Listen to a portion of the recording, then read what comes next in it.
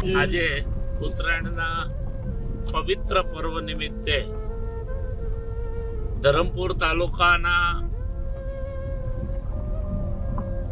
ગામડાઓમાં ધાબળા વિતરણ માટે સંતો સાથે જૈન સમાજ, દાતાઓની ગાડીઓ એક ટેમ્પો ભરીને અંદાજે 1000 ધાબળાઓનું વિતરણ આજે આ ગામડાઓમાં કરવા માટે જઈ રહ્યા છીએ.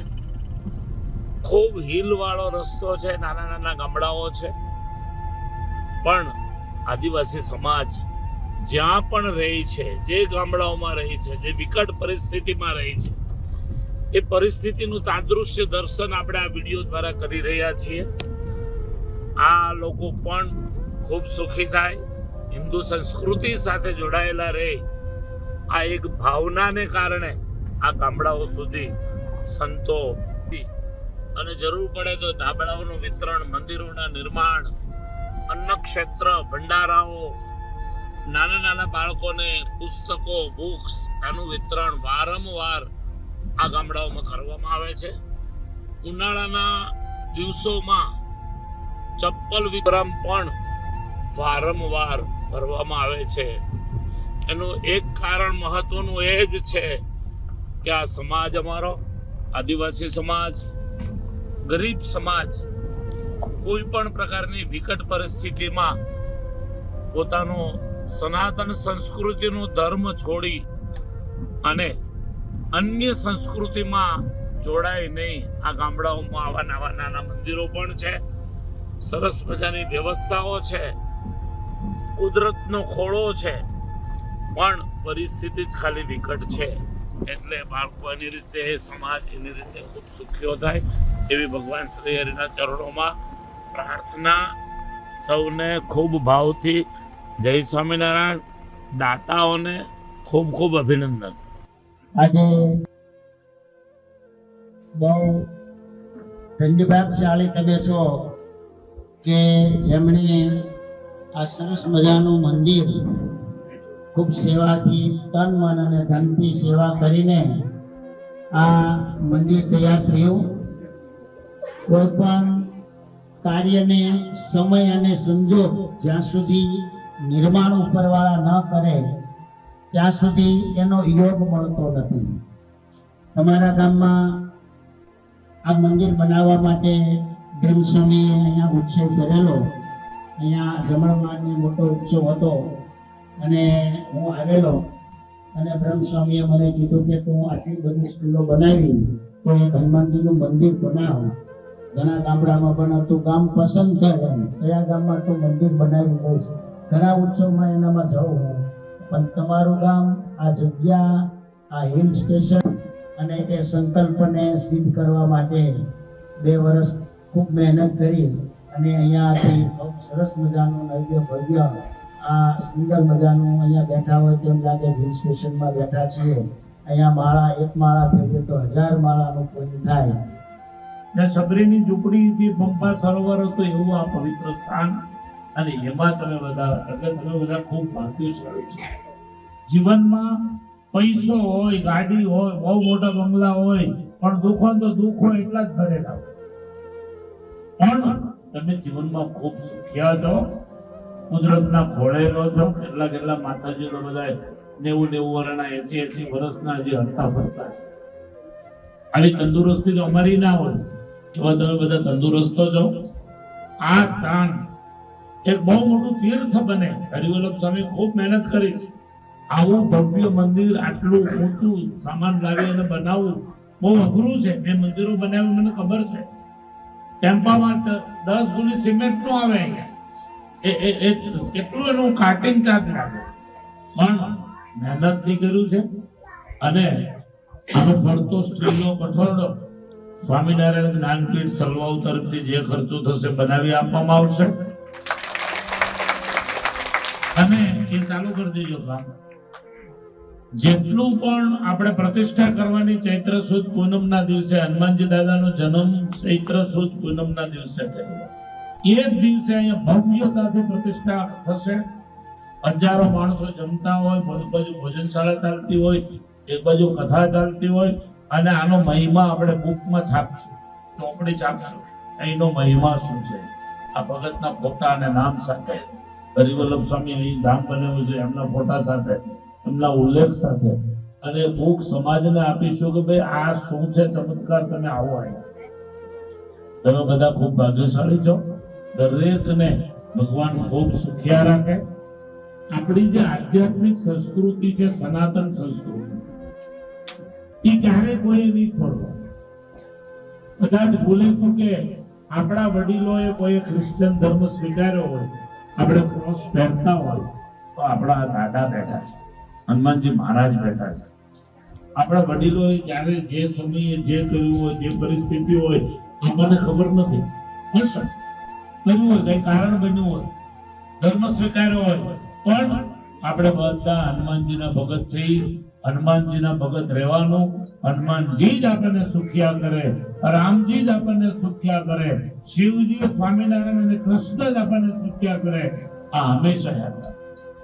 આ બાળકો પણ ભણી ગણીને ખૂબ સુખી થાય, ખૂબ સારું ભણે, ખૂબ આગળ વધે, એવી અમે ભગવાનના ચરણોમાં પ્રાર્થના કરીએ છીએ. આ ગામના પેલા આગેવાન હતા ભાઈ, તમને અહીં નથી ગુજરાતી આ તો તમારે બધાની વચ્ચે હું બીજી વાત કરું છું, તમને કહું છું, આ બધા તમારી ભાષામાં સમજાવજો. કોઈ પણ દીકરી મા બાપ વગરની હોય, કોઈ પણ દીકરીના ખાલી મમ્મી હોય, અથવા કોઈ પણ દીકરી બહુ ગરીબ હોય ને એને હોસ્ટેલમાં રહીને ભણવું હોય, સારામાં સારી સ્કૂલ મોટી, મારી વાપી 5000 છોકરા ભણે, ખાવું પીવું, ડાઇનિંગ ટેબલ, ડનલોપના ગાદલા, સેટી, આ કરોડપતિના છોકરા ભણે ને એવી સુવિધા સાથે સાવ મફત બનાવવામાં, એક પણ રૂપિયો લીધા સિવાય. અને કપડા અમે આપશું, અને ચોપડા અમે આપશું, અને ખાવાનું અમે આપશું, અને તેલ, દાંતિયો, સાબુ, શેમ્પુ, નાવાનું, કોલગેટ, બ્રશ, બધું અમે આપશું. પણ દીકરીઓ સુખી થશે. ઘણી બધી છોકરીઓ નર્સિંગ થઈ, ડોક્ટર થઈ, આદિવાસી વિસ્તારમાં અત્યાર સુધીમાં 700 થી 750 દીકરીઓ ભણી ગઈ. એમાંથી ડોક્ટર છે, એન્જિનિયર છે, શિક્ષક છે, નર્સ છે, અને 10-10, 15-15, 20-20, 25-25 હજાર રૂપિયા મહિને પગાર કમાય. તમારી દીકરીઓ પણ આવી સુખી થાય, એના માટે અમે હોસ્ટેલમાં ભણાવવા માટે તૈયાર છીએ. તમને કીધું એવું કોઈ હોય તો લિસ્ટ બનાવી અમને આપજો, અને ત્યાં એડમિશન આપશું. સૌને ફરીવાર ખૂબ ભાવથી જય સ્વામિનારાયણ, જય શ્રી રામ. હવે બધાના દાતાઓ આવ્યા છે, બધા તમારી ચિંતા કરવા માટે આવ્યા છે, સંતોની પ્રેરણાથી આવ્યા છે, વારંવાર આવે છે. સંતની બરડામાં જ નથી આવ્યા. આજે અમે એક ભંડારા ખોલીએ, ક્યાંક મંદિરો બાંધીએ, ક્યાંક દીકરા દીકરીઓને ભણાવીએ, ક્યાંક ધાબળા વિતરણ કરીએ, ક્યાંક ચપ્પલ વિતરણ કરીએ, ચાલુ જ હોય. આજે 4 પ્રોગ્રામ છે જંગલમાં, આજે 4 પ્રોગ્રામ મોટા મોટા. તો એ હંમેશા ચાલુ હોય અને ચાલુ રહેવાના.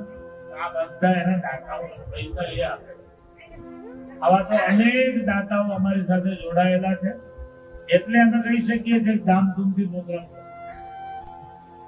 બહુ લોકો એવા છે, સ્વામી લાખ રૂપિયા લઈ જજો, સ્વામી 50,000 લઈ જજો, અને એ 50,000 કે લાખ નો પૂરેપૂરો હિસાબ સમાજને મળે, એ અમારી જવાબદારી છે. હમણાં વાઘબોળમાં જતા 4 મહિના 3 મહિના પહેલા દત્તાત્રેય ભગવાનનું બહુ સરસ મંદિર ત્યાં બનાવ્યું, 3 શિખરનું. ત્યાં આજે ભંડારો છે, એ દિવસે ત્યાં અમે ભંડારો કરેલો. પછી ગામના લોકો એવું કીધું કે મોટો શેડ કરવો છે, 60 બાય 100 નો લોખંડનો. 10-15 જણા જ હતા આવા બધા. તરત 11,000, 21,000, 11,000 આપી અને શેડ 4.5 લાખ રૂપિયાના ખર્ચે થવાનો છે. પણ 8 જણાએ ભેગા થઈને તરત 2 લાખ રૂપિયા ફાળો.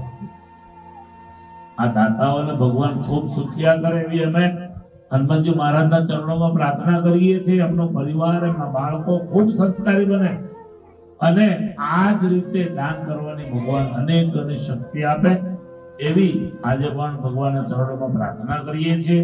અમે અમેરિકા જઈએ દર વર્ષે, ત્યાંના લોકો એમ કે સ્વામી સાહેબ પણ જોતું હોય તો કહેજો, લઈ જાઓ, છોકરાને ભણાવો, મંદિરો બાંધો, અમે પૈસા આપશું, પણ કામ કરો. એટલે આજે 100-150 ગામડાઓની અંદર આવા બધા કામો ચાલે છે. એ માયલું આજે આ એક નવું ફળિયું હરિવલ્લભ સામે બતાવ્યું. એના માટે હું હરિવલ્લભ સ્વામીનો ખૂબ ખૂબ આભાર માનું છું કે આવા કામની અંદર અમને પણ નિમિત્ત બનાવ્યા. અને હવે આપણે ખૂબ ધામધૂમથી આવતો ઉત્સવ કરવો છે. અને ત્યારે હરિવલ્લભ સ્વામીના છૂટ જેવી કરવી આજને ચાલુ કરી દે અને ધામધૂમથી ઉત્સવ કરીશું એવી અને ભગવાન બધાને એવી શક્તિ આપે એવી પ્રાર્થના સાથે સૌને ખૂબ ભાવથી જય હનુમાન, જય હનુમાન, જય બજરંગબલી, જય બજરંગબલી, જય બજરંગબલી.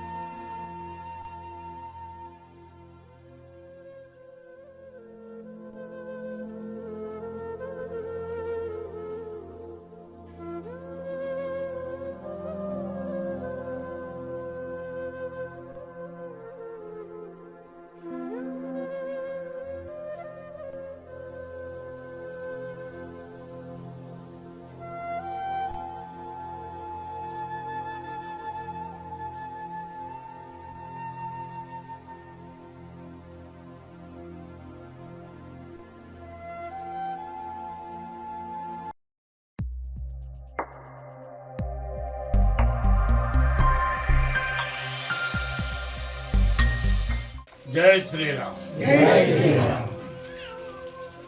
સ્વામિનારાયણના સંતો તરફથી આ વિસ્તારની અંદર ઘણા બધા મંદિરો બંધાય છે.